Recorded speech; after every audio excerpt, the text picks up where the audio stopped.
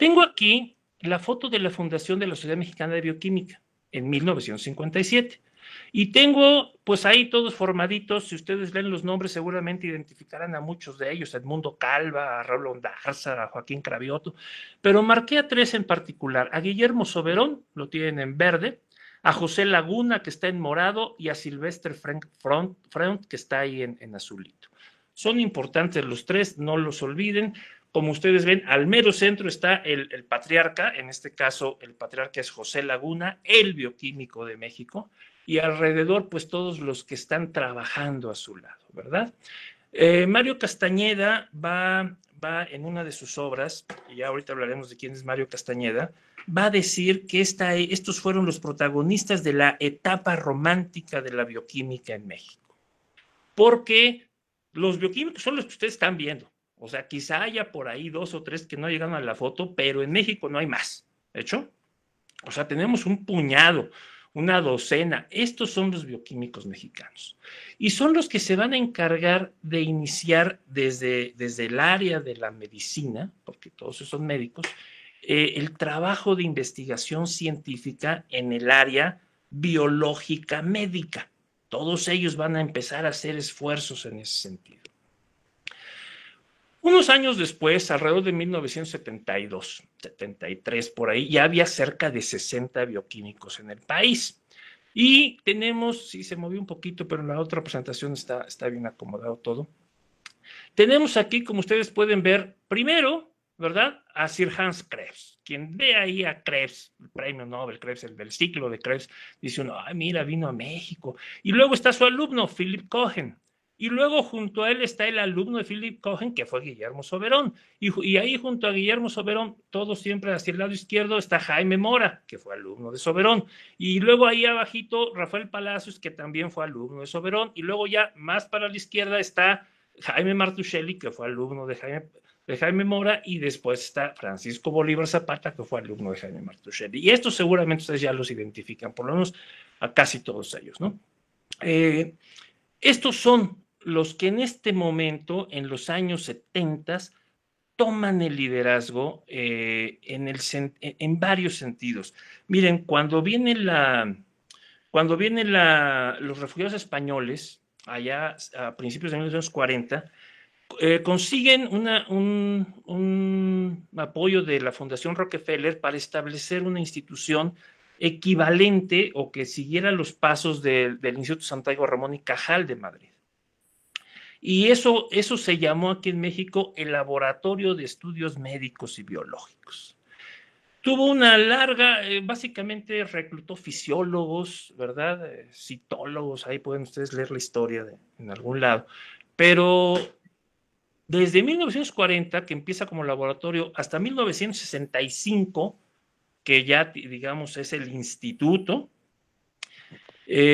tuvo, me parece que solo uno o dos directores, no estoy muy seguro, pero básicamente el mismo director fue director por más de 20 años. Eso segurísimo, más de 25.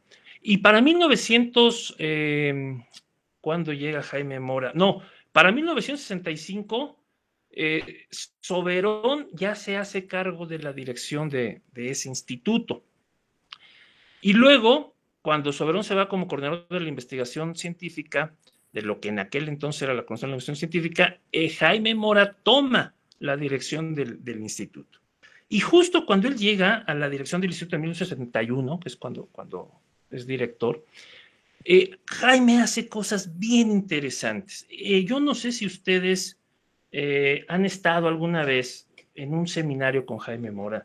Yo hace muchos años que no lo veo, pero yo les recomiendo que si él todavía en algún momento vayan. ¿Cómo recuerdo yo seminarios que duraban semanas? O sea, ustedes empezaban el lunes y era el sábado y seguía, uno iba de las 8 de la mañana a las 6 de la tarde y al otro día y al otro día y al otro día. Cosas extraordinarias. Jaime siempre fue un hombre sumamente vital, lleno de cosas por hacer. Entonces les voy a leer, cuando él llega como director del instituto, se contrata a una antropóloga, a esta mujer que ahorita vamos a hablar de ella, a Larisa Lovnitz, y entonces le dice, a ver, analiza cómo está el instituto porque lo vamos a reestructurar. Vamos a cambiar todos departamentos, vamos a hacer muchas cosas y quiero que veas cómo está la cosa. Les voy a leer lo que Jaime Mora reportó en aquella época a la coordinación de la investigación. A pesar de que los investigadores que elaboran en el instituto tienen una elevada preparación académica, en la actualidad no podría identificarse a ninguno de ellos con un descubrimiento importante dentro del área de la biología.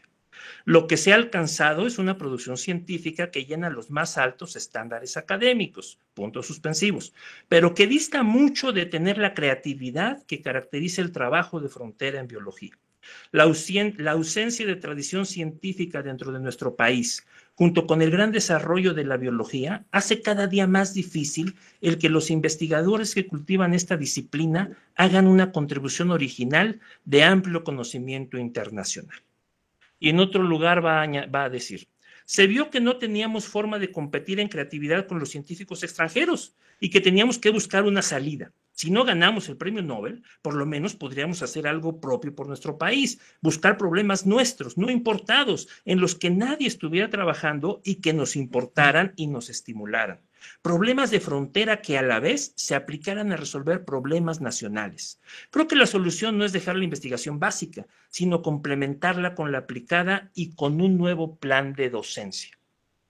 Esto escribe en 1971, bueno, esto afirma porque lo que hizo Jaime fue hacer seminarios con todos los investigadores, con los alumnos, y entonces les dijo, a ver, ¿cómo estamos? Cada uno de nosotros póngase, y entonces en estos simposios, seminarios, se reestructuró el instituto, se decidió hacia dónde iba a ir, y de ahí surgió la idea de hacer el famoso Centro de Investigación sobre Fijación de Nitrógeno, hoy Centro de Ciencias Genómicas.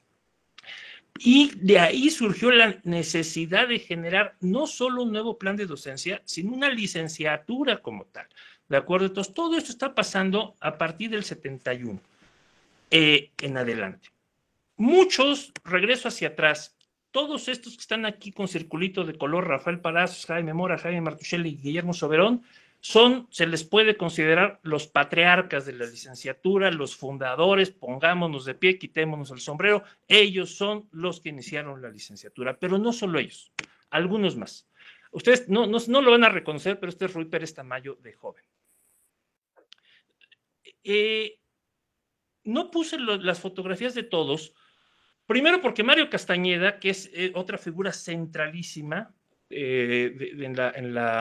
en la formación de la licenciatura, yo estudié con él, ahorita hablaré de eso. Mario Castañeda no tiene una maldita foto en todo el internet, le escribí en estos días y me dijo, no, pues no tengo fotos de esa época. Le dije, no importa, mándeme una de ahorita. Pues no me mandó ninguna, ¿no? Ya ni me contestó el último correo. Entonces, no pudimos conseguirlo, se lo pedí a sus alumnos, lo pedí en muchos lados y no conseguí una foto. Si alguien algún día encuentra una foto de Mario Castañeda, mándemela porque muchos se los vamos a agradecer. Pero Mario, junto con Ruy Pérez Tamayo, que lo tienen ahí de bata blanca muy sonriente y jovencito, porque siempre ponen las fotos de los científicos viejos. Y lo importante es remarcar, yo siempre creo que uno tiene que remarcar que los científicos en general tienen sus grandes ideas cuando son muy jóvenes. Son cuando tienen realmente lo que después va a ser su fama, ¿no? José Negrete, biomatemático, y Luis Cañedo. Luis Cañedo todavía está trabajando allá en la Universidad de Morelos, está haciendo cosas de radiación electromagnética sobre heridas, sobre todo heridas de tipo diabético y cosas muy interesantes. Luis Cañedo sigue trabajando. Entonces, todos ellos, más los que están acá atrás, fueron los ideólogos de la licenciatura. Si yo le debo creer a Ruy Pérez Tamayo, y eso pues depende de ustedes que le quieran creer o no, el programa de estudios de la carrera lo hicieron solamente 4 personas. Luis Cañedo, Mario Castañeda, Jaime Mora y Ruy Pérez Tamayo. ¿De acuerdo? Ya saben ustedes si le creen o no le creen. Pero bueno, eso no es lo más importante. ¿Qué es lo que se busca? Que este grupo de gente, de investigadores, ¿qué están buscando? Primero, evitar, 1, el descubrimiento aleatorio de la vocación científica y del campo donde trabajas. Escribía por ahí alguno de ellos.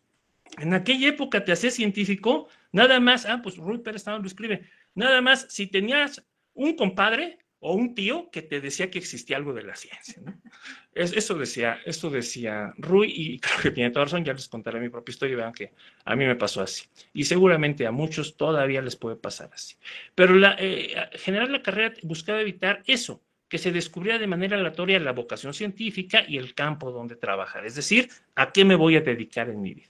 Dos, la formación con un solo tutor, que generaba una dependencia. Quizá la mejor forma de definirlo sea un incesto intelectual muy peligroso. Es genial que te forme un tutor, pero si toda tu vida tienes un solo tutor, tienes un montón de problemas. Y tres, se buscaba evitar la dificultad para colaborar con otros grupos de investigación, ya sea porque tu tutor estaba peleado con fulano, estando mengano, o porque nunca habías colaborado con otro grupo y no existían los lazos, la estructura, ni siquiera la psicología para que hicieras eso.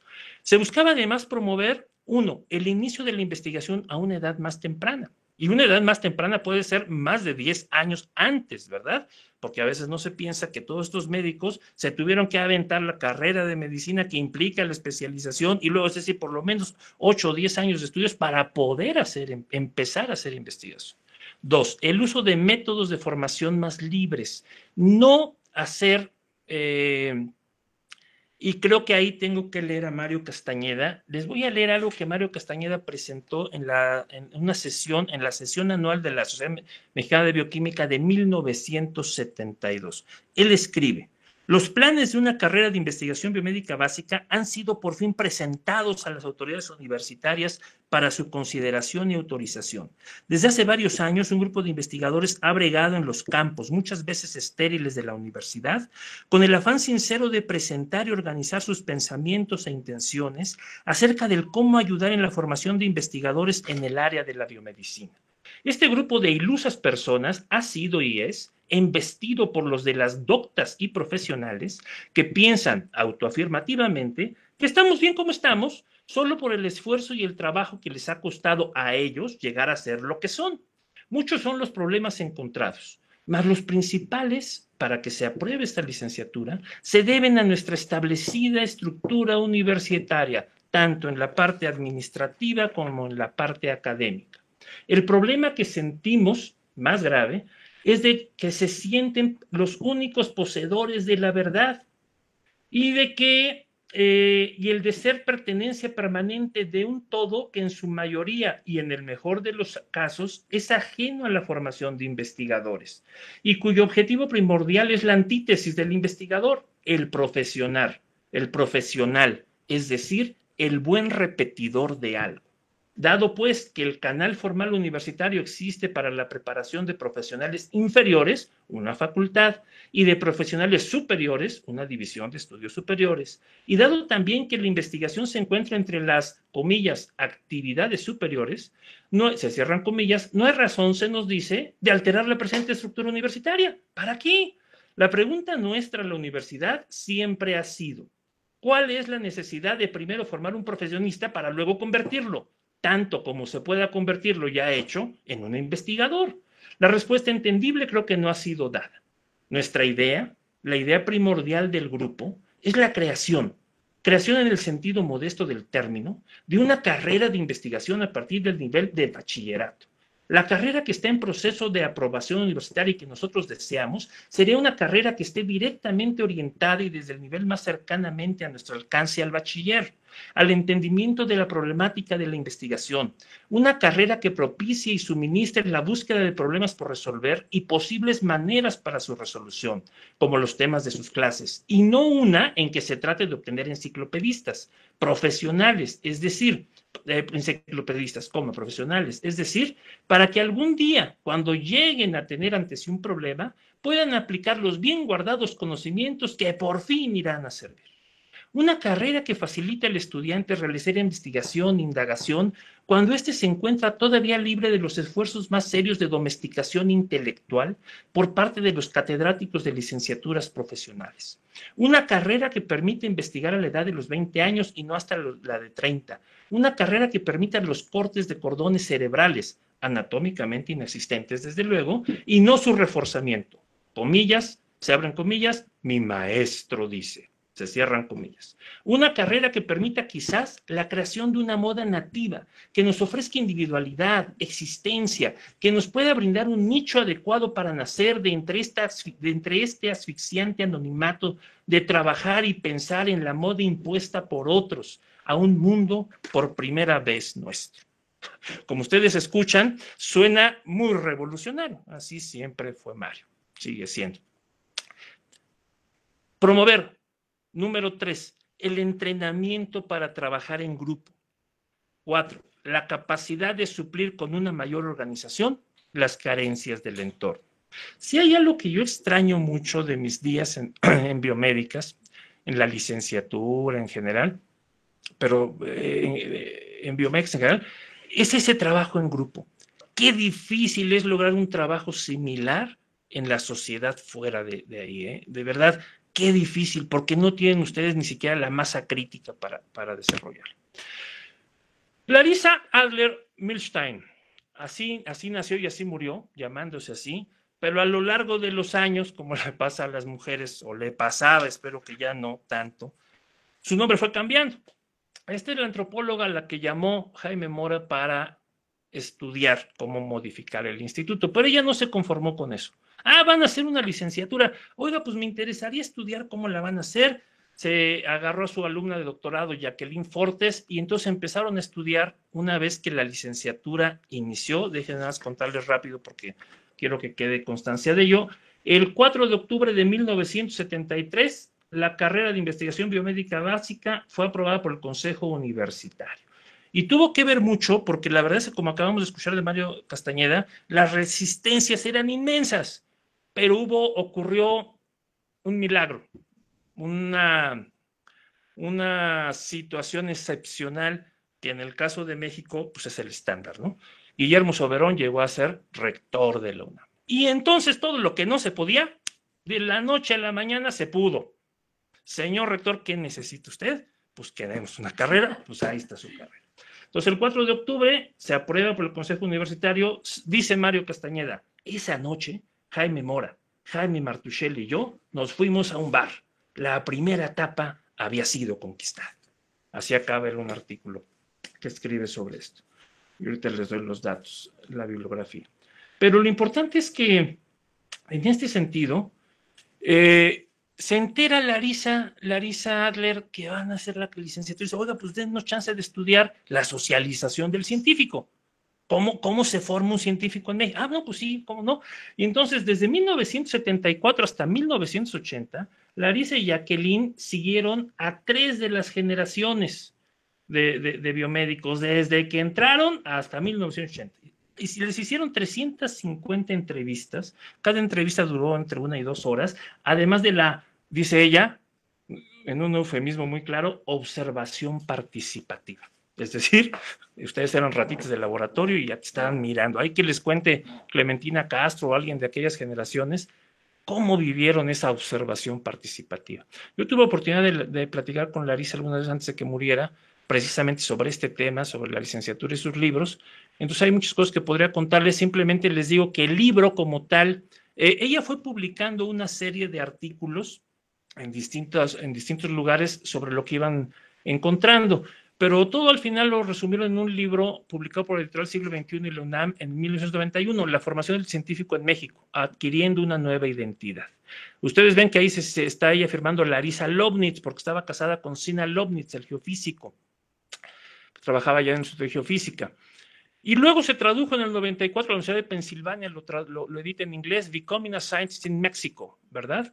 Y aquí ya no se llama Larissa Lobnitz, vean que ahora se llama Larissa Adler Lobnitz, porque se separó en los años 80, a finales de los 80, se separó de su marido, de Sina, y entonces pues se tenía que cambiar el nombre, pero todo el mundo la conocíamos como Larissa Lobnitz, y entonces pues se puso Larissa Adler Lobnitz. Y al final ya murió con su nombre, ¿no? Larissa Adler Milstein, el nombre de soltera. Su hijo, Rafael Alberto Lobnitz Adler, fue biomédico. Él entró, no estoy muy seguro en qué generación, por eso no lo pongo, porque la que ponga seguramente va a estar equivocada. Él entró a estudiar biomedicina, pero, y esto es muy importante, cuando ustedes platiquen con él o lean las entrevistas que le hacen, Cuando él tenía 7 años, no sé si 7 u 11 años, pero era un niño. Y cuando era niño empezó a tartamudear. Y entonces su mamá Larisa, para pues tratar de curarle la tartamudez, lo metió a clases de teatro. Y ese fue su amor. El teatro era su vida. Entonces, sí, entró a la licenciatura, yo no sé si sugerido, obligado, seleccionado por su papá y por su mamá, porque los dos eran investigadores, pero acabó muy bien su carrera y luego se fue a hacer teatro, se fue a estudiar. Él estaba hasta hace poco como el coordinador del Centro Nacional de Investigación, Documentación e Información Teatral Rodolfo Sigli del Instituto Nacional de Bellas Artes y Literatura, del IMBAL. Lo acaban de mover, creo que ahorita está en una cosa de teatro para, no sé si para discapacitados o de teatro de género, alguna cosa de estas, pero ha tenido una carrera que yo llamaría sumamente exitosa en el teatro. Entonces, chequen a Alberto Logni sus obras, les pongo ahí en el material que añadí para esta presentación algunas entrevistas que le han hecho, donde él habla de que fue biomédico, etcétera. Todo lo que les acabo de contar y muchas otras cosas más lo pueden encontrar, primero, en la recapitulación del libro Antología de Biología Molecular de Mario Castañeda. Por ahí podrán encontrarlo en la biblioteca de los institutos, seguro está, ¿ok? Este es un libro que básicamente es de biología molecular, está replicando aquel libro de Gunther Sten, El fago y los orígenes de la biología molecular, nada más tradujeron los artículos, mete algunos de otros lados, pero en la recapitulación final Mario cuenta muchas de estas cosas. En los perfiles de la bioquímica en México les puse el artículo que escribió Mario sobre la licenciatura en investigación biomédica, todo esto que pasaba a los inicios. En temas bioquímicos de actualidad, hay otro artículo, la segunda parte de ese artículo, de esa historia, escrito por Mario y por Silvia Galván.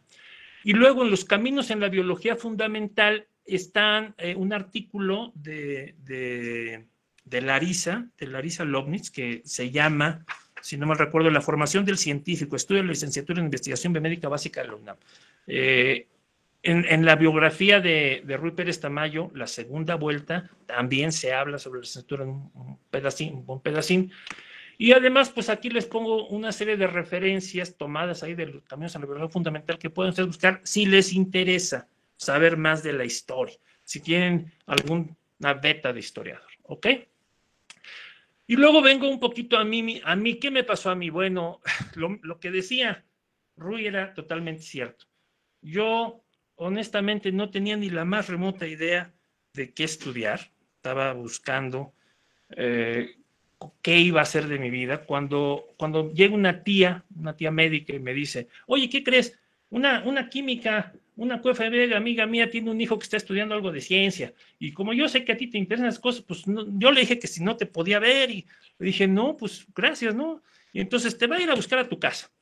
Y su hijo era Julio Collado. Entonces Julio ahora sí que va a la puerta de mi casa y me lleva de la manita a biomédicas, ¿no? Estamos en 1982. Para 1982 ya tenía 8 años de fundación la carrera y en ese momento ya había 42 alumnos, 13 se habían titulado de la licenciatura, 29 estaban cursando y 3 ya tenían, bueno, y eso fue en el 82, yo todavía estaba en la preparatoria, en el último año, ya conocí más o menos lo que era, dije, no, pues sí está muy interesante, me llevé incluso una amiga ahí de la prueba para que hiciera el examen conmigo, el propedéutico y todo, que al final no lo hizo, nomás hizo medio el examen y hasta ahí murió la cosa, pero hizo algo. Y cuando en el 83 ya fui a entrar a la carrera, ya había 3 doctorados de la licenciatura y 6 de los alumnos ya eran investigadores del Centro de Investigación sobre Fijación de Nitrógeno, el OIS Ciencias Genómicas. Entonces yo decía, no, pues seguro, si estás aquí, seguro tienes chamba de investigador y haces investigación. Entonces suena bien la cosa, ¿no? En esta foto donde estamos, nada más menciono rápido, hay un montón de biomédicos. Allá en la extrema izquierda está Jaime Lagunes, los que lo conozcan lo van a identificar, es el segundo en la fila de atrás, en la extrema izquierda. También está por ahí Juan Miranda, ¿no? Está por ahí, está también Alejandro García Rubio, está Nina Pastor, Julio Collado, estoy yo. Esto fue el grupo de biología teórica, en aquella época, Billy Hansberg y Francisco Ochoa. Francisco fue director de química, no me acuerdo su apellido bien, pero ellos tenían un grupo de biología teórica, y esto fue en Huastepec. Ahí está al frente Paul Davis, por ejemplo, René Thorme de la teoría de catástrofes, en fin. Y nada más déjenme contarles, porque necesito contarlo, para mí es muy importante. En esta reunión, Julio Collado no estaba en el programa. Bueno, llegó, pidió, suplicó, exigió que le dejaran presentar lo que él traía, porque él estaba estudiando algo que le parecía muy importante. Y entonces, a regañadientes, ahí Billy Hansberg lo dejó, y sobre todo por votación, porque Paul Davis dijo, no, sí, sí, déjenlo hablar, ¿no? Y entonces nos platicó la cosa que traía, que era usar las teorías de Chomsky, de Noam Chomsky, para aplicarlas al DNA, y entonces tratar de entender la gramática del DNA, ¿no? Cómo estaba la información ahí, bueno.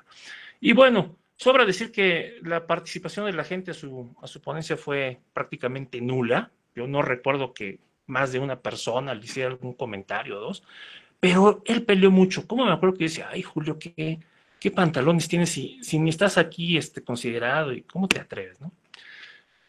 En fin, yo entré a la licenciatura el primer año con estas compañeras. Entramos 14, pero de esos 14, 8 fueron expulsados al final del primer año.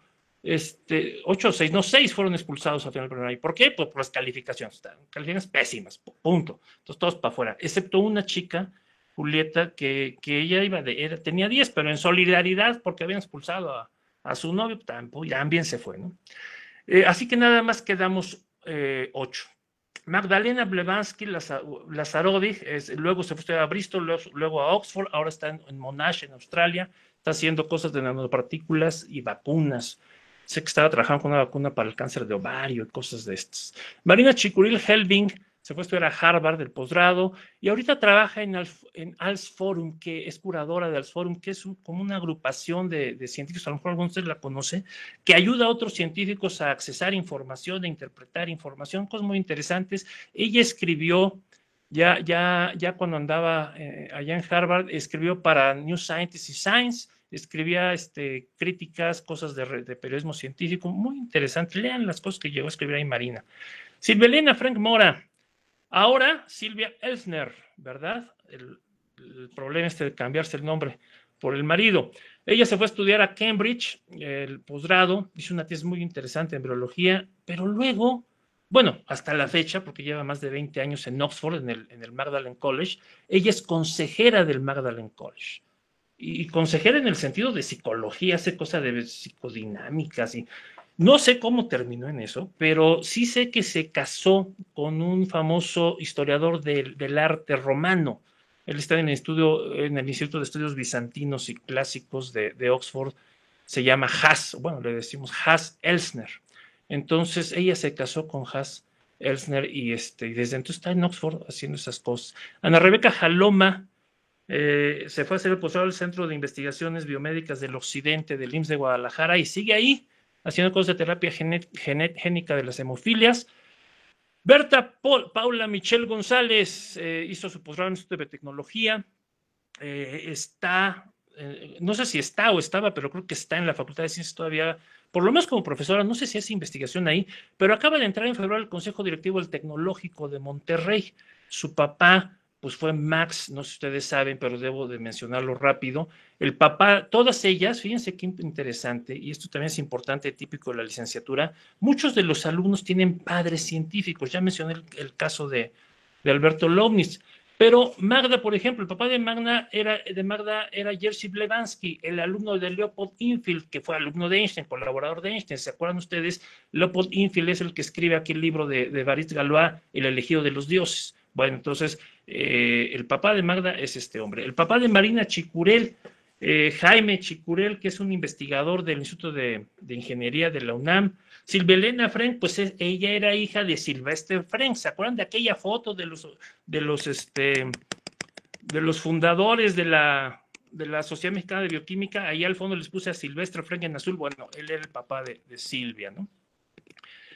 Entonces, como ustedes ven, muchos de los alumnos de biomédicas tienen una famosa tradición científica. El papá de Berta, Max Michel, nada más y nada más el presidente de los almacenes Liverpool, ¿no? El que hizo que Liverpool sea lo que hoy es Liverpool.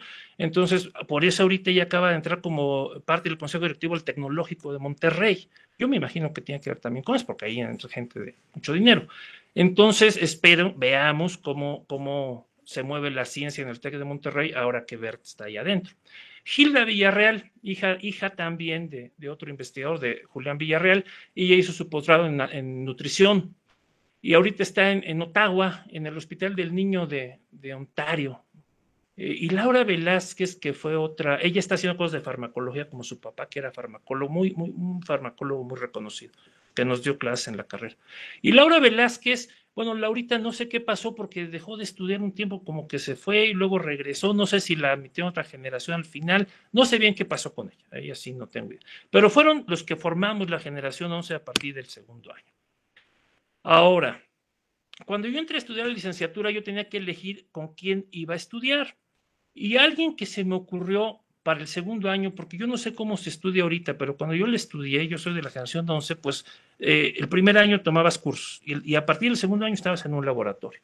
Entonces, en esta foto estoy marcando ustedes ven a Hans Krebs al frente, ahí en el verde, pero atrásito de Hans Krebs está un investigador llamado Alfonso Carabestrejo, joven, ahí se ve, atrás, alto. Y yo dije, ay, conoce a Krebs, ¿no? Pero no solo eso. Luego me enteré que había estudiado con Leninger, con Albert Leninger. Y Albert Leninger, sí, no sé ahorita cómo estudiar la bioquímica, pero cuando yo estudiaba bioquímica y durante décadas, los médicos estudiaron bioquímica en el libro de Leninger. Era el bioquímico, ¿no? O sea, lo que tú sabes de bioquímica lo sabes por el libro. Entonces dije, pues si él estudió con Leninger, pues me voy a ir a estudiar con Cárabes. Está ahí una foto en donde ustedes seguramente reconocerán a alguno, a Antonio Peña, a Marieta Tuena, a nuestro querido Armando Gómez Puyú, y ahí al fondo en verde, Cárabes, ¿no? Entonces yo el primer año me fui con Cárabes, hice cosas de solventes industriales, la intoxicación que provocan los solventes industriales en el hígado, en las mitocondrias del hígado y en otros tejidos. Me divertí mucho, aprendí un montón de bioquímica, pero lo más importante, era una época en donde piensen ustedes que no existían los celulares, no había internet, no podías tener computadoras personales, o sea, era un lujo extraordinario, ¿no? Entonces, todas esas cosas no estaban disponibles. Cuando ustedes tenían que hacer un artículo, pues ustedes llevaban sus gráficas los institutos tenían fotógrafos y artistas que hacían las gráficas. Y él me enseñó a hacer gráficas yo solito, ¿no? O sea, me acuerdo que me pasé semanas ahí con estos de tinta china y el papel, pero hasta el día de hoy se hace gráficas. Luego el siguiente año me fui a estudiar con Mario Castañeda. Mario Castañeda tenía una muy mala opinión de la mayor parte de los investigadores, decía que eran chambitas de la ciencia, que no eran hombres o mujeres de ciencia, ¿no? Yo estoy totalmente de acuerdo con él.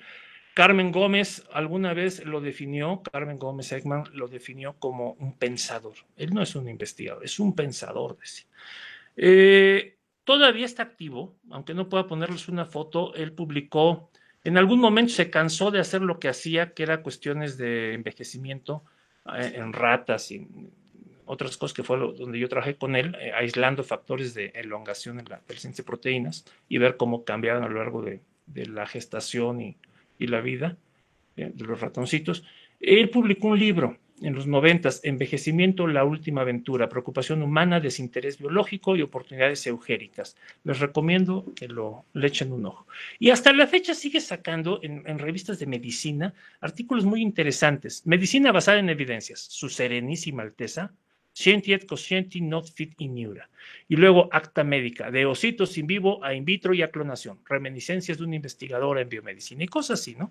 Él es médico militar, así que publica cada tanto en la revista de Sanidad Médica y también en la del Hospital Ángeles, en fin, si quieren leerlo, léanlo, pero a mí me sirvió mucho porque no solo seguí aprendiendo cosas de biomedicina, sino que también me dicen que ya estamos llegando al lunes, digo que está bien porque estamos un poquito tarde y voy bien medido. Mi mujer que siempre me ayuda mucho en todos estos detalles. El punto aquí es que Mario, yo hubiera querido hacer mi tesis con Mario. Mi plan inicial era irme a estudiar, no sé cómo se ahora la carrera, pero en la época en que yo estaba, ustedes podían meter un tutor de cualquier instituto de la UNAM prácticamente, ¿no? De ciencias nucleares, de química, de fisiología, de donde ustedes gustaran, llevaban sus papeles y después de un trámite relativamente sencillo les decían, ándale, vete a estudiar con él. Era una cosa hermosa.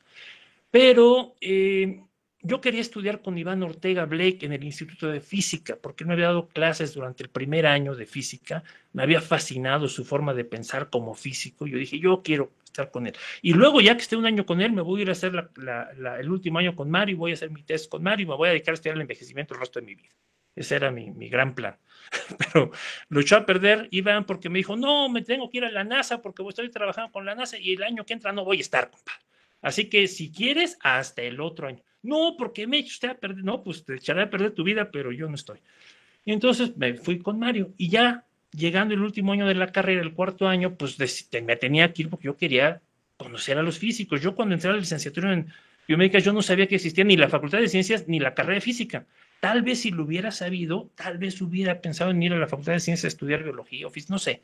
Pero no sabían, así que no lo estudié. Y entonces le digo, Mario, pues yo me voy. Y dice, no seas tonto, capitaliza, ¿para qué vas a poner un parche si tú no eres físico? Tú no sabes. No me pudo convencer, pudo más la curiosidad. Y me fui con Iván Ortega. Y qué bien me hizo. Ahí tiene a Iván, como todo un cric. Si han visto las fotos de Watson y Crick, pues ahí está. Por eso escogí esta foto, como todo un cric. El gran problema que yo no entendí en su momento, y que Iván seguro sabía, pero no me dijo, ¿verdad? Es que no tenía montado nada. Es decir, dijo, pues mira, cuando yo me fui a Escocia, yo hice cosas de electrofisiología con una planta que se llama Nitella translucens, que tiene células muy grandes de varios centímetros, una sola célula. Entonces ahí podemos ver las características eléctricas de la membrana porque tiene potenciales de acción, entonces el axón verde. Y ahí me echó un choro ahí muy interesante. Yo le dije, sí, yo quiero estudiar eso. Bueno, más bien yo quiero estar con usted. Ok, entonces, pues vamos a hacerlo. Ok, ¿dónde empiezo? No, pues vamos a ir armando Tienes un año para la carrera, ¿no? Sí, todavía estoy en el cuarto. Bueno, pues en ese año armamos todo para que ya en el siguiente año haces la tesis. Bueno, está bien, ¿no? Dije, me parece razonable. Total, no va a estar tan mal. Lo que pasa es que estamos en el México de los años 80. Imagínense ustedes lo que costaba primero pedir un equipo y luego que llegara el equipo. Cuenta, hay una historia muy interesante, Jaime Mora, de cómo pidieron una centrífuga y pasó 6 meses en la aduana y cuando al final le pudieron sacar ya estaban oxidados todos los circuitos, bueno, y luego no se las pagó el seguro, es toda una historia así de ese estilo, ¿no? Entonces, pues ni modo, me metí ahí, yo muy iluso, pero feliz. Imagínense lo que era después de haber conocido a cientos de investigadores, porque en el propedéutico yo tuve contacto con 54 investigadores solo en el mes y medio de propedéutico. Y luego a lo largo de los otros años yo conocí ya más de 140 investigadores de las áreas de la biomedicina en general, química, cosas de eso. Y ahora entraba al mundo de los físicos y matemáticos, porque este laboratorio estaba en Cuernavaca, enfrente de lo que era el CEFINI. Hoy sigue ahí, hoy es el Instituto de Ciencias Físicas, y estaba además el de Matemáticas Aplicadas en Sistemas, un pedazo del edificio era de ellos y otro pedazo de física. Y entonces ahí conocí a otros cientos de investigadores de otro mundo, de otra área, fue una cosa hermosa. Entraba usted a un seminario de mecánica cuántica, y luego uno de polinomios de Legendre, y luego cosas hermosas. Pero el problema es que había que hacer una tesis, ¿no? Y mi primer problema es que no había nada montado. Y entonces, bueno, vamos a hacer eso. ¿Qué hace falta? Pues hace falta un fijador de voltaje y un patch. Bueno, vamos a pedirlo, sí, pero mientras hazte uno, me dice Iván. ¿Cómo que me hagan? Sí, vamos a hacer uno para que podamos. Pero yo no soy ingeniero. No importa, es muy fácil. Y entonces me puse a estudiar electrónica, me fui con los electrónicos del instituto y construí un fijador de voltaje. De hecho, el apéndice 1 de mi tesis es el esquema del aparato que construí para poder medir la cosa esa. Aprendí muchísimo. Quizá el momento más grave de todo fue cuando intenté cortar un cable que estaba conectado a la corriente. Yo tenía las pinzas y me detiene y dice, ¿qué vas a hacer? Pero bueno, así andaba yo cuando empecé a hacer esas cosas. Ya que acabé eso, dice, bueno, ahora necesitamos primero determinar cuánta intensidad luminosa le está dando a la célula y luego ver si podemos regular las frecuencias, ¿no? Con las que estemos iluminando. Entonces, hazte un programa de computadora. Oye, no, yo ni, no, pues y aprendí la computación y me aventé mi programa de computadora, ¿no? Ahí con los que hacían computación en el instituto. Ese es el apéndice 2 de la tesis que pongo en la primera parte. Por supuesto, cuando acabó el año, pues yo no había acabado el aparato, ¿no? Así que viene el siguiente año. Y en el siguiente año, pues más o menos ahí avancé un poco. Para finales del siguiente año, y estoy hablando de 1988, ya iba yo terminando esa parte, ya habíamos hecho una jaula de Faraday que no permitiera ahí que entrara la radiación, en fin. Y entonces viene una bronca tremenda. Van a cerrar la licenciatura en investigación biomédica básica. Se había decidido, en aquella época teníamos 3 sedes, el Centro de Fijación de Nitrógeno, el Instituto de Investigaciones Biomédicas y el Instituto de Fisiología Celular, y yo había estudiado en cada una de ellas, ¿no? Un año en 2 de ellas y vivía en la otra, porque vivía yo en el CEFINI, en unas casitas que te ahí para alumnos, ahí vivíamos los alumnos. Entonces, pues, convivía mucho yo con todos ellos. ¿Y cuál era el problema? El problema es que querían cerrarla, nadie sabía por qué. Pero así, entre los chismes, que Rafael Palacios la quiere cerrar. Y en aquella época uno es chavo, uno piensa que las autoridades siempre están en contra de uno, que son unos hijos de la fregada, que tenemos que enfrentarlos. Así que nos juntamos algunos alumnos de aquella época y dijimos, vamos a evitarlo, ¿no? Yo fui con Gina, con Gina Hernández, que era de las alumnitas mayores que nos guiaba a todos en muchas cosas. Y entonces dijo, oye, Gina, que la quieren saber. Y además era muy amiga de Rafael Palacio. No te preocupes, ahorita lo evitamos. Y al otro día, no, pues sí, Raúl, es que mira, conviene cerrarla. Oye, Gina, no, no. Porque mira, podemos hacer otra licenciatura en genómica. O sea, ya desde entonces se estaba planeando la licenciatura en ciencias genómicas que se abre en el 2003. No, Gina, pero ¿cómo se te ocurre? No, no, no. Bueno, entonces, como ya se había decidido, yo había sido consejero, era el representante alumno de los en el consejero, en el consejo interno y en la comisión académica en algún momento. Entonces sabía más o menos cómo funcionaban las cosas y entonces le dije, no podemos, tenemos que evitarlo. No, pues que ya es una decisión, ya no podemos hacer nada. Dije, no podemos. Y entonces me fui y busqué a Carlos Monsiváis, a esta mujer Poniatowska, Lenita Poniatowska, a Vicente Leñero, a esta otra, a José Luis Cuevas, a todos ellos los busqué y les dije, oigan, miren, no que los conociera, o sea, pues, llegué a una presentación de un libro, me esperé a que acabara y le dije, oiga, señor, Monsiváis, mire, tengo esta bronca, ¿no? Vaya, les contaba rápido. Y todos decían, oye, qué interesante, yo no sabía que esto existía. Pues, ¿qué quieres que haga? No, pues lo único que quiero es que, no sé, que nos apoyen firmando una carta, que salgan en el proceso. Bueno, pues mira, ahí está mi teléfono, llámame tal y nos ponemos de acuerdo. Pero yo no lo hice tanto para hablar con ellos como para tener algo con qué llegar a presionar. Entonces le pedí una cita al Librado Ortiz, invité a Claudia González, por ejemplo, alguien más, no me acuerdo quién más, pero bueno, Juan Carlos se acordará de todas estas historias. Y entonces fui a hablar con Librado, ¿no? Y un día me da la cita, llego y le digo, oiga, doctor Librado, nosotros sabemos que quiere ser. Y yo no tengo ninguna esperanza ni que Rafael Palacio ni que el doctor Peña vayan a hacer algo, pero nosotros sabemos que usted nos quiere, que usted apoya la licenciatura. Yo ya hablé con fulano, estando, mengano y perengano, y estamos, vamos a hacer esto y esto y esto. Y nomás calladito, se quedó callado mirándome, Librado, que era el director de biomédicas, inmunólogo él, de larga historia. Y le digo, pero claro, no vamos a hacer nada si usted nos apoya, porque sabemos que usted y las biomédicas apoyan a la carrera, ya saben ustedes la política. Y dijo, de acuerdo, Raúl, no te preocupes, garantizado que no se va a hacer. Bueno, me cuentan que en el consejo interno, porque yo no estaba en ese consejo, que dice Librado, no, pues no lo vamos a hacer. No, ¿cómo que no? Que ya era un acuerdo, no, que sí, que no. Pues se salen las sedes, pues que se salgan. El instituto se queda con la carrera. Y se quedó con la carrera. Con muchas broncas, porque pues, se perdió un montón de profesores, ya que les cuenten la historia difícil en esos años de la licenciatura, cuando solo se quedó en biomédicas, pero se quedó abierta hasta el día de hoy. Entonces, en ese sentido, la principal consecuencia que tuve de ellos es que me corrieron de las casitas, porque Rafael Palas se enteró de eso. Y tenía razón, dijo, a ver, ¿cuánto tiempo lleva aquí? No hizo su tema, acabó, para afuera. Ya ni le damos de comida ni le damos casitas, ¿no? Entonces, bueno, tenía un tío por ahí que tenía su casa allí, y me fui a refugiar ahí con él en Cuernavaca, pero la realidad es que yo seguí trabajando con mi tesis. Hacia finales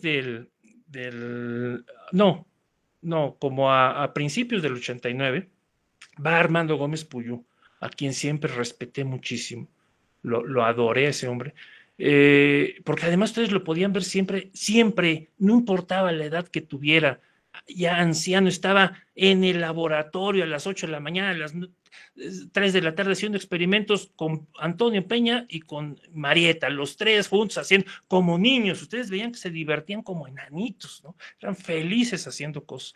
Y eso siempre me impactó su trabajo en el laboratorio. Pero bueno, llega a darnos un seminario al instituto, allá en física. Pues ya saben ustedes, yo soy el único ahí que del área que recibe y platica. Pues hola, doctor.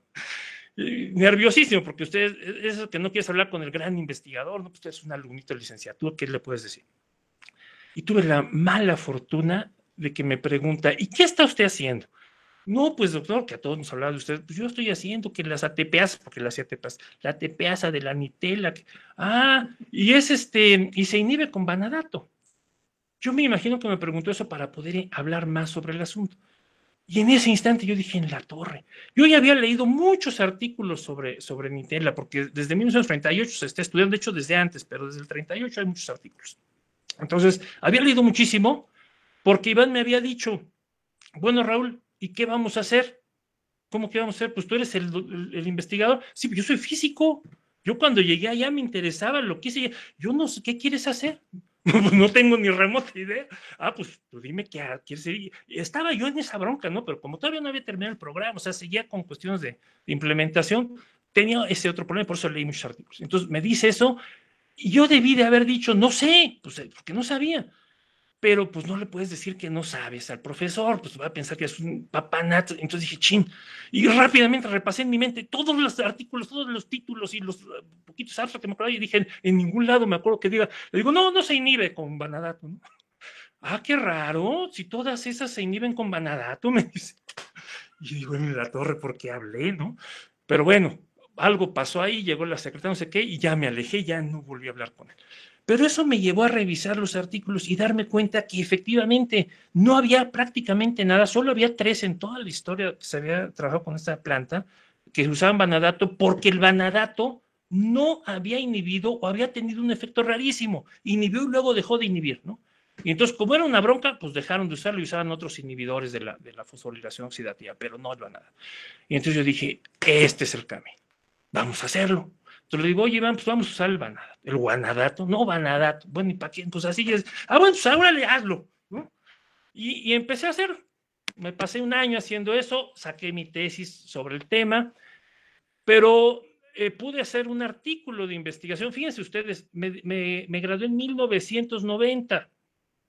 Yo tenía que haber salido de la carrera en el 87 y a más tardar en el 88 por los estándares, pues ya haberme graduado. Así que tenía 2 años de retraso y para los más exagerados 4 años de retraso con mi tesis, ¿no? Lo cual, pues era gravísimo, porque ¿qué iba a ser de tu vida como investigador? Has perdido la vida. Pero yo, la verdad, me la pasé muy contento y jamás me preocupó eso, para nada. Me decían, oye, ya estudia, trabaja. No, pues si estás trabajando, pues esto vale. Me dio mucho gusto que pudimos sacar el artículo en Plant Physiology. No salió a tiempo para la tesis, pero lo que sí salió a tiempo fueron los refereos. Ahí los puse ahí abajo, que normalmente se les corta la parte de confidencial para que no sepas quién te referió, pero los dos los mandaron, como nos atrasaron mucho, hubo una serie de problemas del correo, nos los mandaron todos completos y entonces supe que Spansvig y Dixon me habían revisado el artículo. Y Spansvig y Dixon eran como los líderes del campo, sobre todo Spansvig, pero Roger Spansvig, que está aquí, ya murió en el 2014, él era el que había propuesto la existencia de la enzima originalmente y con sus estudios electrofisiológicos había mostrado no solo que estaba en Nitella, sino que en el mundo vegetal las ATPasas funcionaban en equivalencia a lo que pasaba en el mundo animal con la de sodio-potasio, que acá teníamos una de protones. Y lo que más me gustó, bueno, salió el artículo, me gradué en el 90, sale el artículo en mayo del 91 y en mayo del 92 ya hay una referencia, una cita, ¿no? Entonces llega Iván y dice, oye, mira, ya viste qué sorprendente, es muy raro que te citen tan rápido. No, sí, bueno, no sé. Pero en el 93, Spassvik me citó, yo no sé si ustedes saben que Eugene Garfield, en el Instituto de la Información Científica, en el ICI, el Instituto para la Información Científica, tenían ellos una colección que se llamaba Clásicos Contemporáneos en las Ciencias de la Vida y en las Ciencias de la Agricultura. Es decir, los grandes científicos que habían producido cosas importantes para algún área, ¿no? Y entonces, cuando le pidieron que recordara cómo había inventado la procticidad vegetal, que se le había ocurrido, en el articulito solo tiene 5 citas. La primera de C, que es otro clásico, con 470 citas, que había sido citado ese artículo 470 veces, Dainty, citado 185 veces, Spassvik él mismo, citado 135 veces, que era mucho en el campo. Luego el artículo nuestro, de Iván y mío, y luego otro de él ahí. Yo dije, ay, ¿por qué nos citó ahí? Pues porque dice él que este artículo que salió confirma lo que yo estuve diciendo. Entonces me dio mucho gusto que un científico de clase Nobel, que definía el ICI como esos científicos que se podrían ganar el Nobel si tuvieran chance, en el sentido de que siempre hay muchos candidatos, pues me dio mucho gusto que valió la pena haber trabajado esos años, publicar el artículo, y la última cita que ese artículo de licenciatura tiene es del 2016, o sea, es un artículo que se ha citado 25 años, ¿no? Y que tú estés citando después de 25 años un artículo no es muy común. A menos que hagas grandes cosas de datos que yo no hice. Sí, digo, todo el mundo decía que se apagaba, que la enzima se inactivaba con oscuridad y pues todas las gráficas mostraban que eso era falso. Entonces lo único que yo dije fue, oiga, pues eso no es cierto, ¿no? Eso no está pasando, aunque lo escriban, vean que no. Pero eso no es por lo que me citan porque me atreví a hacer hipótesis. Y yo les sugiero a ustedes que cuando escriban un artículo, hagan hipótesis. No hipótesis locas, sino busquen, yo tenía el problema de por qué el Vanadato dejaba de actuar después de un tiempo, entonces busqué todo lo que pude y con los físicos alrededor fue muy fácil, pude construir hipótesis muy interesantes sobre qué podría pasarle al ion hidratado y qué pasaba si era un catión vanidilo, y entonces imaginé muchas cosas y en el contexto también de que si los canales respondían a potasio, a ATP o no, en fin, un montón de cosas y me citan más bien por las hipótesis, porque la gente en general no se atreve a escribirlo. Entonces, para no decir ellos, dicen, como dijo fulano, y ya siguen escribiendo, ¿no? Entonces, hagan hipótesis si quieren ser citados, hipótesis serias, claro. Pero llegó un momento en que yo estaba acabando ya la maestría, pero igual que con Leibniz, mi interés real no era nada más la ciencia. Cuando yo tenía 6 años, dice mi madre, porque yo no me acuerdo de eso, un día me puse muy enfermo en un restaurante, que empecé a vomitar y entonces que me sacó a la banqueta y me dijo, oye, ¿qué te pasa? Es que mi papá dice que venimos de los monos y mi abuelita dice que Dios nos creó y yo quiero saber cuál es la verdad, ¿no? Porque alguno me está engañando. Eso fue lo que dice mi mamá que yo dije. E igual que Alberto, que se enamoró desde niño del teatro, yo creo que la niñez nos marca en muchos sentidos como la familia. Yo siempre he tenido este problema, entender muchas cosas. Y entre esas cosas, esa. Mi papá era un rojo, fundador del Partido Comunista, ateo, declarado, imagínense. Entonces yo a los 6 años ya leía Oparin, pues eso es lo que me dio para leer como cuentos de niños, ¿no? Pero siempre me quedó la duda y ya para este momento, en la maestría, me había quedado claro que la ciencia era hermosa, me había servido mucho, era fundamental el método científico y la forma de pensar, pero no resolvía mi pregunta importante, bueno, ¿existe Dios o no? Bueno, tampoco yo iba a buscar ahí, pero como alguien me había dicho alguna vez que la ciencia había demostrado que Dios no existía, dije, pues aquí voy y pues no. Entonces, decidí dejar esto e irme a estudiar la otra parte que me faltaba para esa pregunta, teología. Me fui al Instituto para la Teología Ecuménica de Tubinga, estudié ahí con Hans Küng, que es un católico famoso, que siempre estaba en contra de los papas, tiene algo que se llama la Ética Mundial, que es una fundación. Él llegó hace muchos años a la conclusión de que nunca nos vamos a poner de acuerdo con las religiones, no se van a poner de acuerdo, pero por lo menos se pueden poner de acuerdo en la ética. Entonces vamos a construir una ética mundial, ¿no?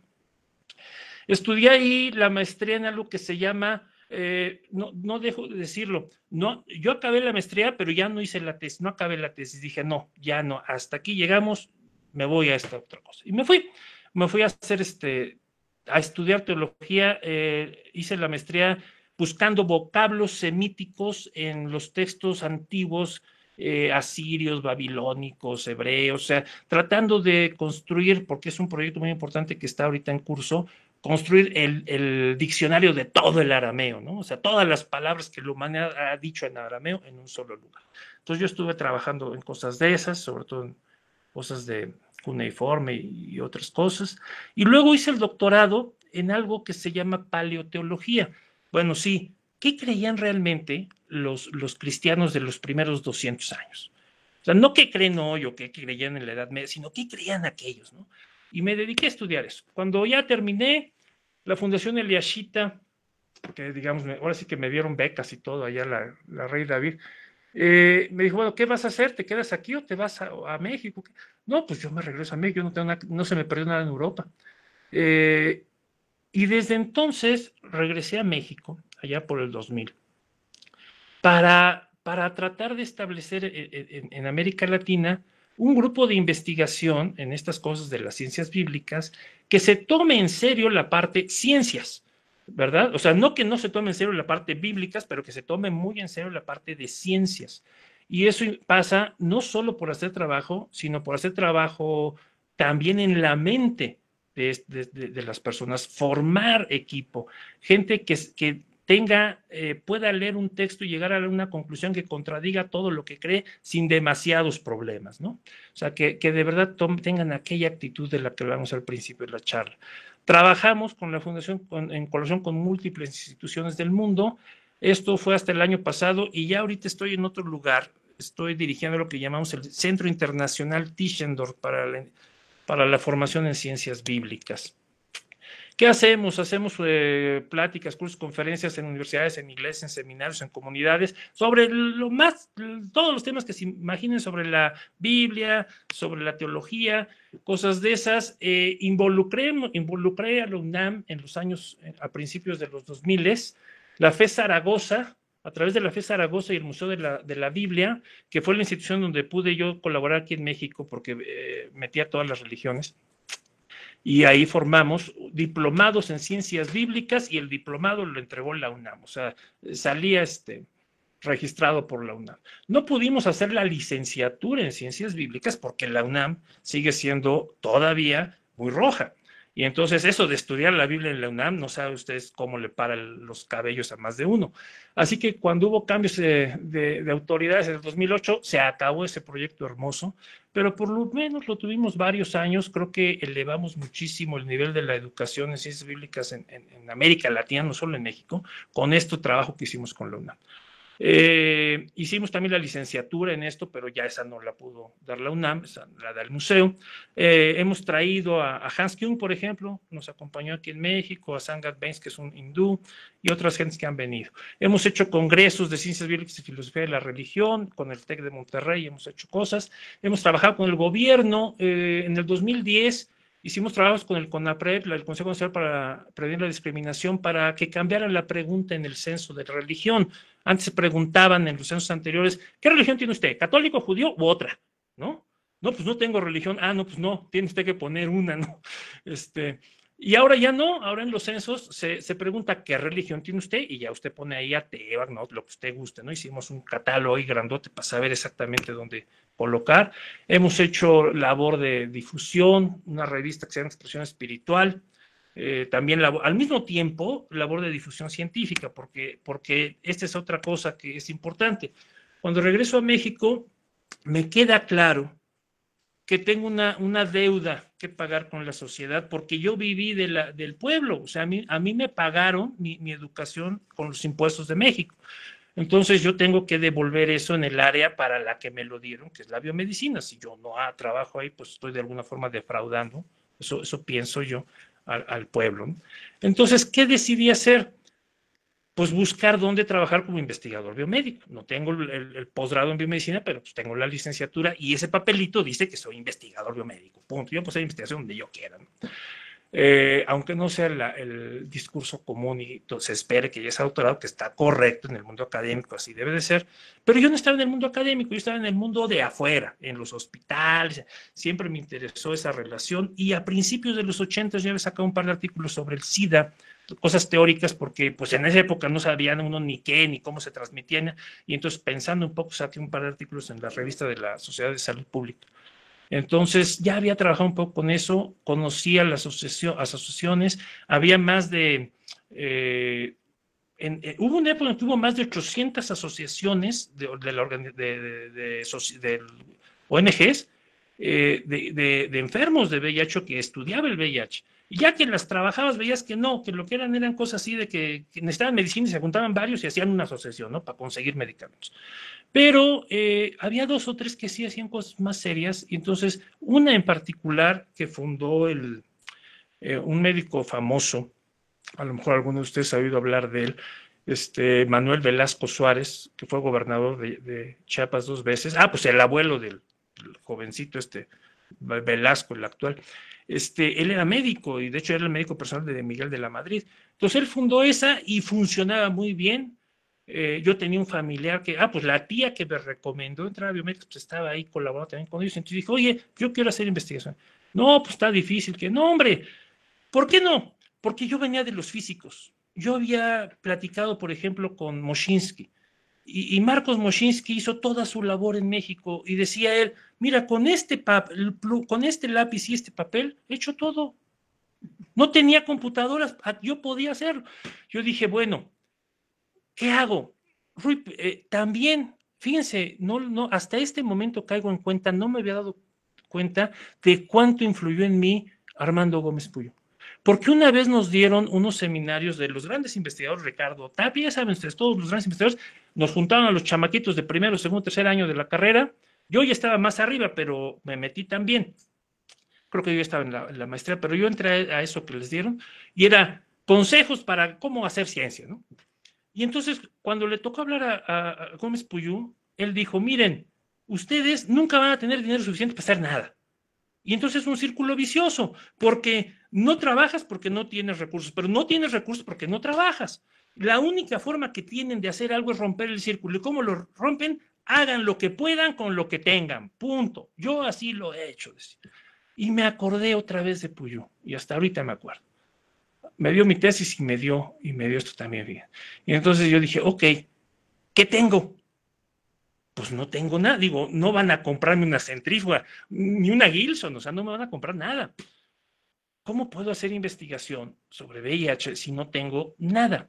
Y entonces me di cuenta, haciendo una lista de lo que tenía mucho. Primero, yo podía leer en otros idiomas, como en inglés. Los médicos en promedio no leen en inglés, porque la verdad es que no lo hacen. Dos, aunque lean, no entienden.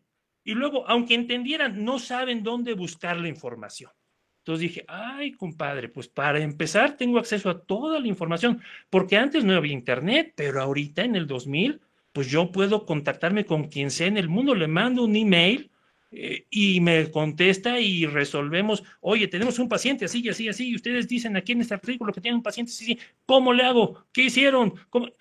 Entonces les ofrecí eso, les dije, miren, yo puedo hacer esto, si a ustedes les interesa, yo puedo hacer contactos todas las mañanas, a todos los médicos les voy a poner en su escritorio lo que se sabe esta semana de lo que ellos están haciendo ¿sí? O este día, lo que ustedes me pregunten, voy a educar a los pacientes, a los familiares pacientes sobre la infección, etc. Y voy a estar viendo todo lo que se va haciendo y los casos clínicos difíciles me los pasan y yo les paso todo lo que se haya actualmente sobre eso. Ok, y los pongo en contacto con los que están haciendo. Y si ustedes no pueden, yo les traduzco. ¿Y cuánto quieres? No, pues no quiero nada, yo lo hago ahora sí que gratis si quieres. No, no, pues mira, te podemos dar ahí 300 pesos. Órale, pues por mí no hay problema porque eso no me interesa, quiero nada más hacer esto. Bueno, y empecé a hacer. Pasaron un año, 2 años y le dije, bueno, ya, 2 años, ¿qué les parece? ¿Sí o no? No, pues sí, nos gusta mucho. Bueno, entonces ahora tenemos que reestructurar todo. Y vamos a empezar pidiendo, si me voy a quedar, entonces vamos a pedir un grant, como un apoyo, sí, que nos den dinero. No, no, pero es que hay muchos, sí, sí, no me lo voy a quedar, hombre, pero nomás está. Y entonces, obviamente no podía pedir yo Gran Salena y eso, nada de eso, así que busqué quienes daban dinero a las asociaciones de la sociedad civil que hacían cosas buenas y me topé con él. ¿A poco no lo puse? Ay, no se los puse. Bueno, me topé con él, qué raro, con el, o no lo puse? Déjenme ver. Sí, sí lo puse. Bueno, entonces déjenme decirlo más rápidamente para ya acabar. ¿Qué pasó? Que en 8 semanas un paciente que estaba así está como lo ven a la derecha. En 8 semanas podíamos llevar un paciente así, o podemos hasta la fecha, a como lo ven a la derecha. De SIDA con menos de 200 CD4, a veces con 0 CD4, 4 CD4 por microlitro, o sea, una cosa tremenda. Lo veían ustedes a las 8 semanas como los están viendo. ¿Por qué? Porque en el VIH hay un montón de información que todavía se está recolectando. No tenemos ni 40 años con la infección. Y hay enfermedades que conocemos desde las momias de Egipto, ¿no? Entonces, realmente hay un montón de cosas que se tienen que ir aprendiendo.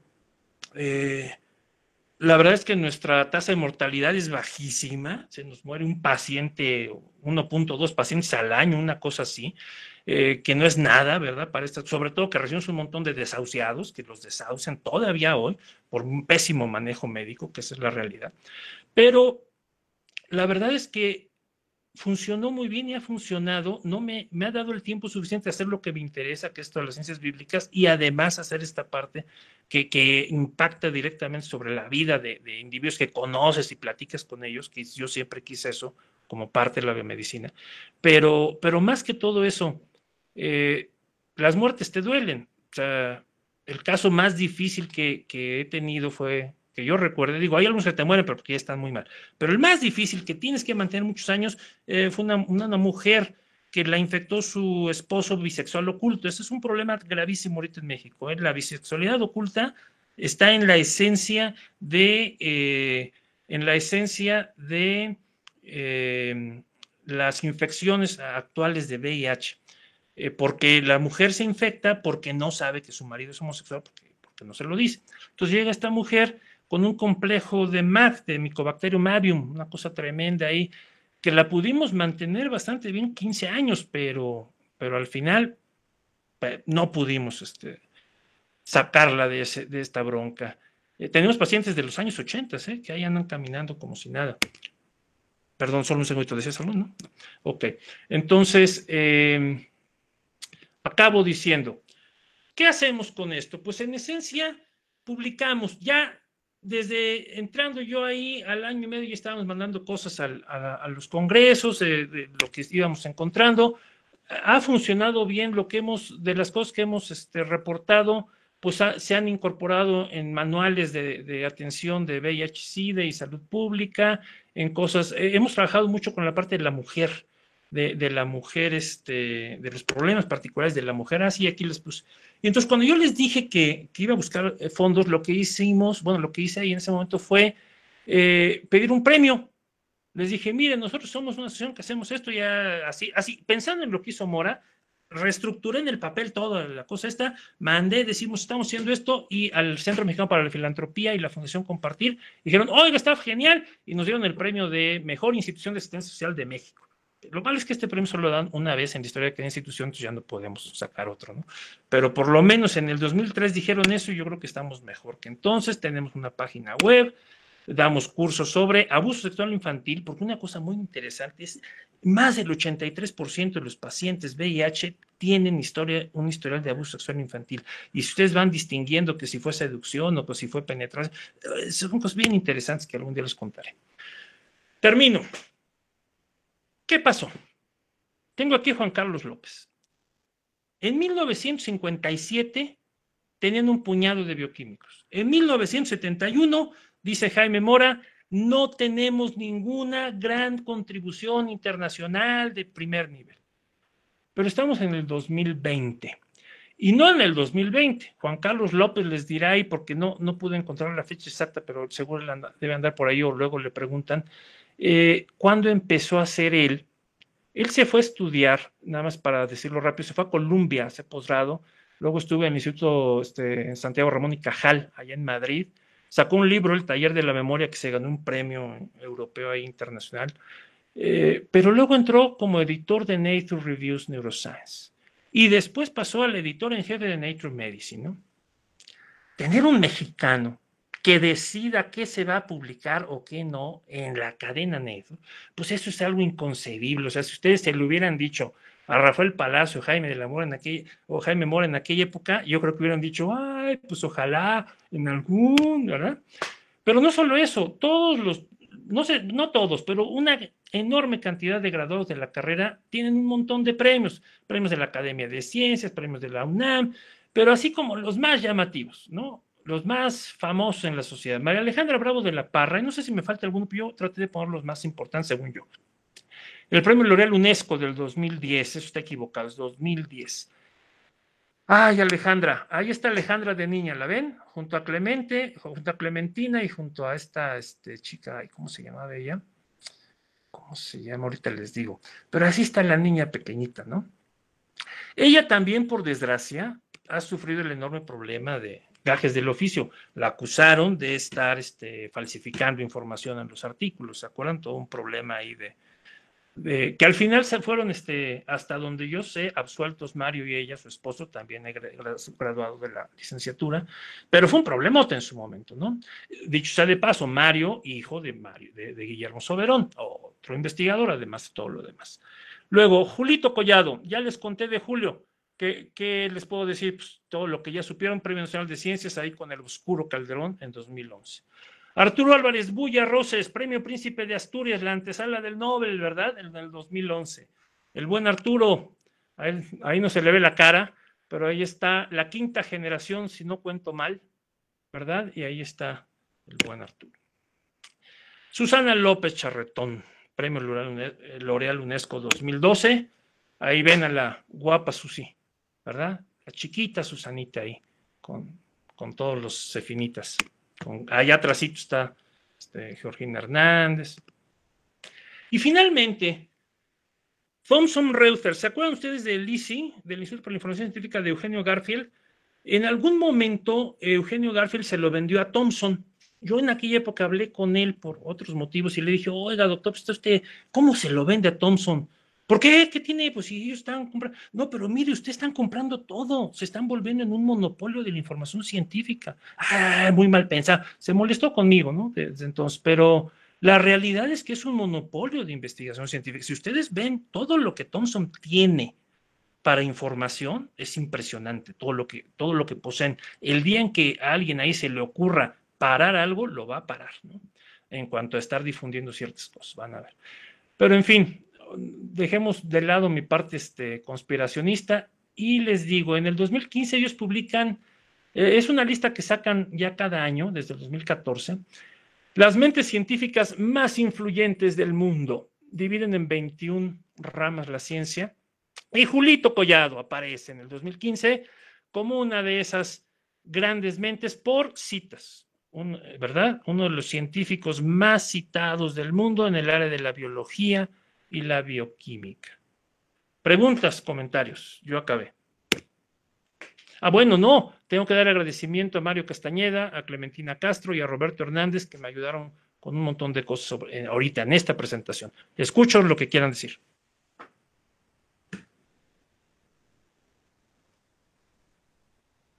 ¿Ya no hay nadie o qué?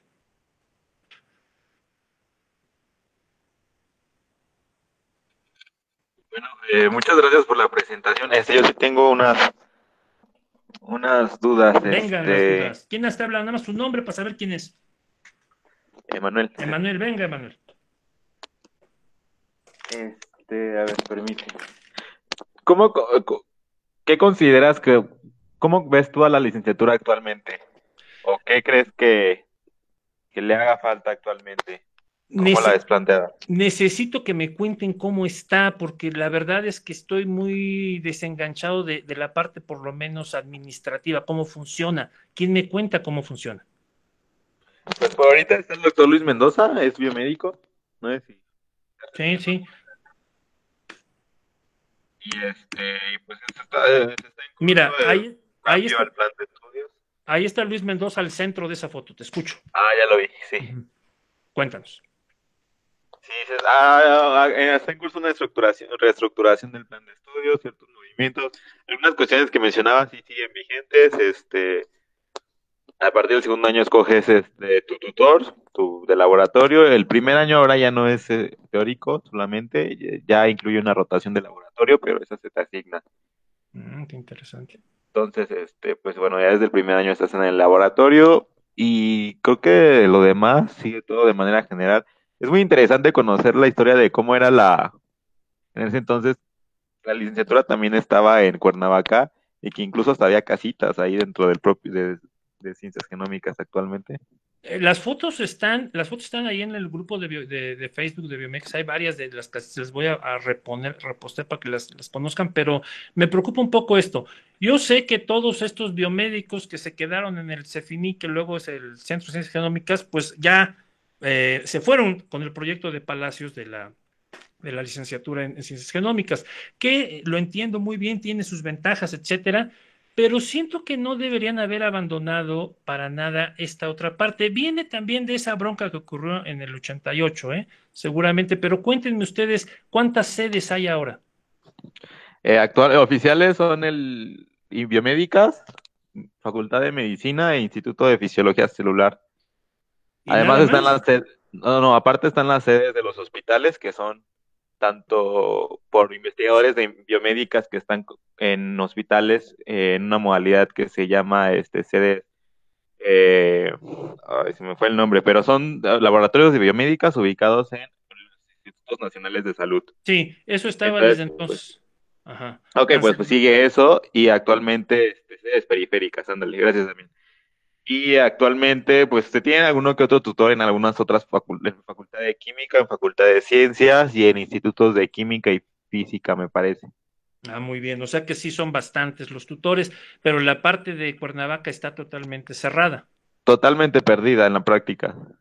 Qué tristeza. Yo lo que sugiero, y yo lo sugiero quizá por cómo soy yo, es que trataran de revisar lo que están haciendo por allá y trataran ustedes, porque supongo que el Consejo Interno debería aceptarlo, si tienen un tutor muy específico de allá, decirle, oiga, a mí me interesa ir con fulano en esto, hablar primero con él, si él está de acuerdo, entonces meterlo al Consejo Interno e irse para allá, porque entonces ustedes tienen que ir haciendo ese caminito de volver a abrirlas como sedes. Probablemente ya se les olvidaron muchas estas cosas y ya los acepten otra vez, ¿verdad? Como hijos pródigos. Sí, claro, en realidad sí se puede, en el papel no está prohibido. Uno puede irse, por ejemplo, en el último año que tiene solo optativas, Ajá. allá a Cuernavaca y allá hacer la rotación de laboratorio y tomar materias que se impartan allá, no habría problema. El problema es que muchos, bueno, tal vez no les queda claro esto, o como esto se puede exclusivamente hasta el último año, ya para ese entonces han tenido laboratorios en CEU, en la Ciudad de México, en los que ya quieren hacer la tesis. Eso ocurre mucho en realidad, de que la mayoría hace su tesis y su última rotación en una rotación en la que ya estuvieron en años anteriores. No sé si eso se podía antes, pero ahora es posible Muy repetir bien. rotación. Sí, yo lo entiendo, y en ese sentido, yo siempre creí que entre más riqueza de visiones tengan, pues es mejor, porque es parte de la idea de la licenciatura que conozcan muchos campos, que conozcan muchas formas de hacer en la práctica ciencia, ¿no? Era precioso vivir en el instituto porque ahí siguen las casitas, digo, no sé ahora quién se las da, pero era padrísimo porque te ibas al laboratorio, estás a las 4 de la mañana, a las 6 de la mañana, a las 2 de la tarde, y seguías ahí, nomás te ibas a tu cuarto y te dormías 2 horas y regresabas, ¿no? Digo, a los que nos gustan Claro. un laboratorio, pues era precioso. ¿Qué más?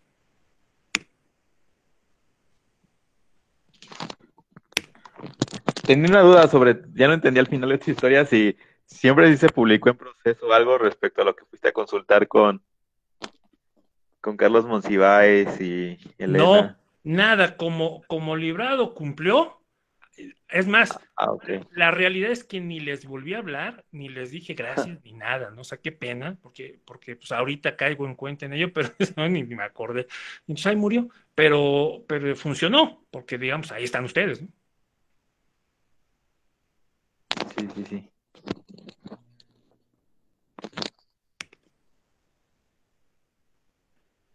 Algo más, nada más. Oye, una pregunta, ¿todas estas fotos están en algún lugar No, disponibles? pero no están en ningún lugar, son fotos personales que me dio Clementina Castro, que es de la primera generación.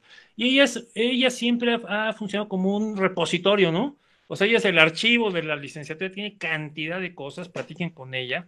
muchos años ha estado con Julieta Rubio, no sé ahorita bien a bien qué esté haciendo en biomédicas, pero ella es de la primera generación y siempre Wow. se encargó de estar recopilando todas estas cosas. ¿Qué más? Sí. Yo tengo una duda. ¿Quién habla? Soy Fátima Benítez Fátima. y bueno, hola, gracias Oh, por tu plática. Creo que fue muy ilustrativa para todos nosotros que no conocíamos.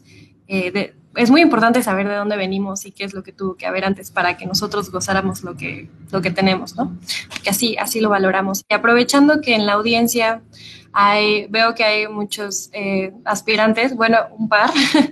eh, Creo que me parece muy importante destacar que la licenciatura ha funcionado como un proyecto para bueno, evitar que la ciencia en México sea una élite, lo cual es admirable porque en otros países sigue siendo la ciencia como una plataforma que funciona como un reproductor de privilegios, ¿no?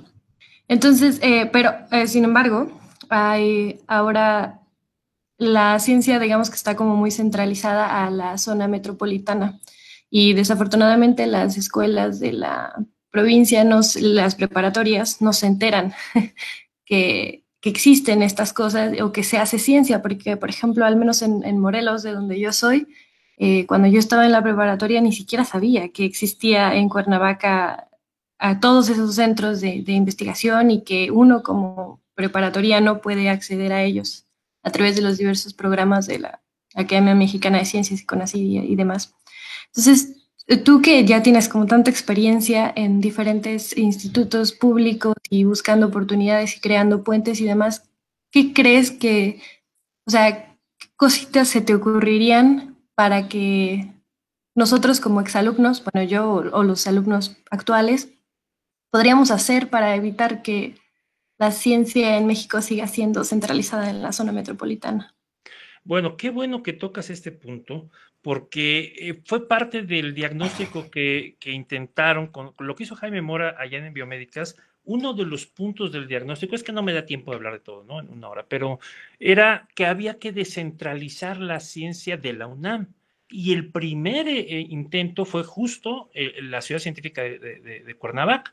O sea, lo primero que salió fue el CEFINI, luego convencieron ahí al director de física para que se llevaran a física y como la cosa del dinero y todo, entró el IMAS, el de Matemáticas Aplicadas en Sistemas, y después se construyó el Centro de Investigación sobre Ingeniería Genética y Biotecnología, que ahora es el Instituto de Biotecnología. Entonces, ese fue el primero, el primer experimento, el primer proyecto de la UNAM para salir fuera de la Ciudad de México. Y ahora la UNAM pues, tiene campus en todos lados, ¿no? Donde quieras hay un campo, hasta en Europa. Entonces, es interesante lo que dices porque esto es parte también del mismo proyecto original de los fundadores de la licenciatura, esta descentralización. Y para hacerlo práctico, no tengo más, algo más rápido y eficaz, porque creo que va a ser muy eficaz, que Brenda Valderrama, que ella es de la generación novena, si no mal recuerdo. Brendita está aquí en el grupo de Facebook. Ella está ahorita en la Academia Mexicana en la Academia de Ciencias de Morelos, y ella podría conseguir no solo los canales, sino también algún tipo de apoyo. Estoy convencido, es algún presupuesto chiquito porque no se requiere mucho, para hacer un programa a todo el nivel medio superior del estado. O sea, pensando primero en Morelos, ella podría, si tú platicas con ella, pónganse de acuerdo. Hay que empujar, o sea, aquí esto es cosa de que pues tienes que picar piedra, ¿no? Cuando hicieron los proyectos de licenciatura, pues cuenta ahí Mario que se pasaban día y noche así, en serio, como un proyecto, Rui Pérez Tamayo y él, varias noches y días completos. Entonces hay que hacer algo así para que tengas, comprenda que tienen los canales gubernamentales necesarios o acceso a esos canales, hacer algún tipo, que creo que es lo mejor, algún tipo de festival o evento anual que cada año se esté haciendo, que puedas tú, sobre todo con las redes sociales y el internet que hoy tenemos, contactar con todas las escuelas, se me ocurre, preparatorias, ¿no? Inclusive con las secundarias, y entonces preparar algunos pequeños como capsulitas que hagan los alumnos, se esté señalando la importancia de la ciencia, hablas de un tema de ciencia, alguno de ustedes, algún investigador reconocido, y luego la capsulita de puedes estudiarlo aquí. Eso se puede hacer bien fácil. Brenda anda por ahí y estoy seguro que ella estaría, pero en primera línea para hacerlo. Si cuenta con quien haga el trabajo de campo, ¿no? Gracias. Ya eso se me ocurre de entrada. Ya a nivel nacional, pues está un poquito más complejo, pero se podría replicar algo similar. Tendría que pensarlo yo un rato. Déjenme pensar quién podría ser. Bueno, el actual secretario de Salud estudió con él Gilda Villarreal, por ejemplo, fue su alumna de Alcocer. Entonces, no sé, hay muchas opciones. Si contactas con los biomédicos y se ponen a pensar en qué políticos conocen, que hay un montón, podrían hacer muchas cosas. Y estoy totalmente de acuerdo contigo en la parte de eliminar. Fíjate, el problema es que ha seguido, la ciencia siempre va a ser elitista, y no porque yo quiera que sea así, sino porque pues es parte de la existencia, ¿no? O sea, necesitas tener cubiertas un montón de necesidades para poder dedicarte a pensar y a trabajar. Pero ciertamente que este proyecto trató de, digo, a mí me daban de cenar, de comer y de cenar en el Cefiní, y yo no pagaba renta, yo lo único que tenía que hacer era trabajar. Y aún así, uno de mis compañeros que se tuvo que ir, que reprobó todo eso, es porque él era profesor de primaria, de normalista, y ni así podía, ¿no? Entonces, sigue siendo un problema el poder llevar esto a todos los estratos, en todas las circunstancias, y más ahorita que tenemos tantos recortes, pero tenemos que ser ingeniosos, tenemos que encontrar caminos. ¿Qué más?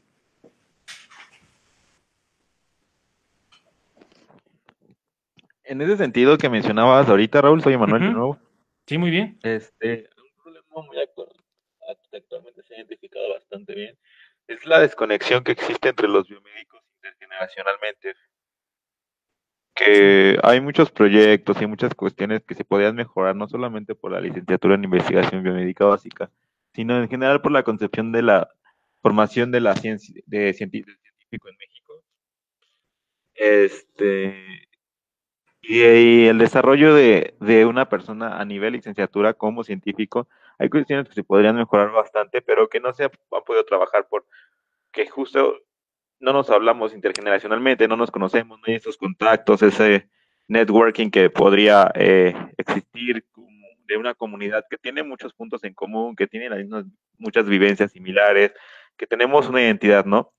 Entonces, yo creo que sí ha sido un problema. Que padre, con tu seminario pudimos conocer tanto a ti como a varios de los biomédicos de tu generación y de generaciones circundantes. Entonces, pues, yo creo que eso enriquece bastante y nos ayuda a que podamos hablarnos y colaborar en ciertos aspectos. Y miren, ahí sí tengo una sugerencia inmediata. Se fundó en el 2014 la Sociedad Mexicana de Investigación Biomédica Básica, ¿se acuerdan? Cuando se cumplieron los 40 años de la carrera, una serie de exalumnos y alumnos fundamos esta sociedad. Todos los papeles, la parte más administrativa la realiza Clementina Castro en el Instituto de Investigaciones Biomédicas. ¿Por qué no se acercan a ella? Yo voy a escribirle también, para que la sociedad como tal establezca algún tipo de evento en donde podamos volver a hacer algún tipo de propuestas específicas para trabajar en conjunto en problemas precisos, ya sea de cuestión de redes de investigación o de resolver estos problemas que mencionaban de difusión de la ciencia. Se pueden hacer muchas cosas si nos juntamos todos aprovechando la existencia de la sociedad. Creo que ese es el camino, pero otra vez necesita alguno de ustedes decidir tomar la bandera y hacerlo. Y entonces yo me apunto en apoyar y en hacer todo lo que yo pueda, pero tiene que ser alguien que está metido ahorita en eso, que empiece a moverse, a decir, oye, mira, vamos a hacer un evento para esto, o nos juntamos todos un día por internet, o lo que sea, sobre todo ahorita que estamos encerrados, tenemos tiempo de pensar en eso, ¿por qué no lo hacen? contáctese con Clementina, y Clementina tiene el correo de prácticamente todo el mundo, y si no, a través de Luis, que tiene la coordinación, él tiene contacto, los correos de prácticamente todos, o debe tenerlos, porque antes los tenían hace años. Entonces, podemos hacer algo interesante. Se me ocurre rápidamente, inclusive las videollamadas control están en todos lados, ¿no? Y ver qué surge, algún proyecto, por un lado la parte científica, por otro lado la parte social, de impacto social. Tendríamos que hacerlo, se puede, pero alguno de ustedes tiene que agarrarlo como proyecto de trabajo, ¿no? ¿Por qué no lo agarro yo? Porque la verdad, porque ando en otras cosas, pero si alguien lo empieza a hacer, nos sumamos. Muchas gracias. ¿Alguien más, algo? ¿O hemos acabado?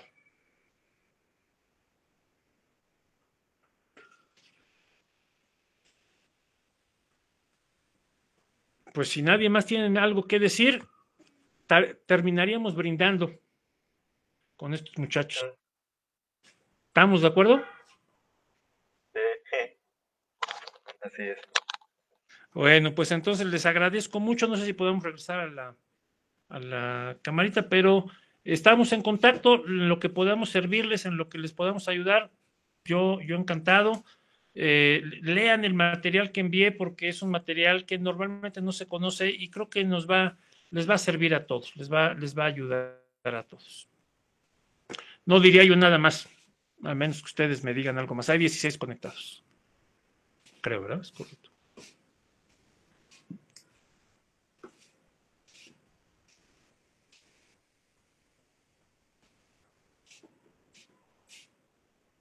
Ya, se empiezan a ir. Gracias, Raúl. Muchas gracias, mi querido Manuel. Estamos en contacto, lo que haga falta. Gracias, Claro. Facu. Gracias a todos. Saludos, muy buenas tardes. Saludos. Vamos entonces ahora, ya todos van a salir. ¿Ya? Sí.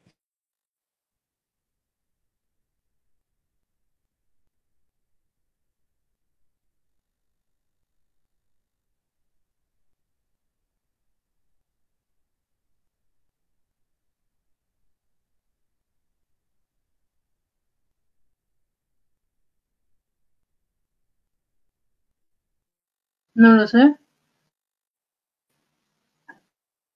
¿Acabó?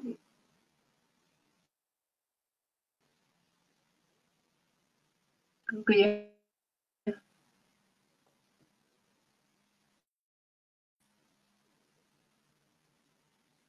Pues parece que sí. No, se le ve muy interesante ver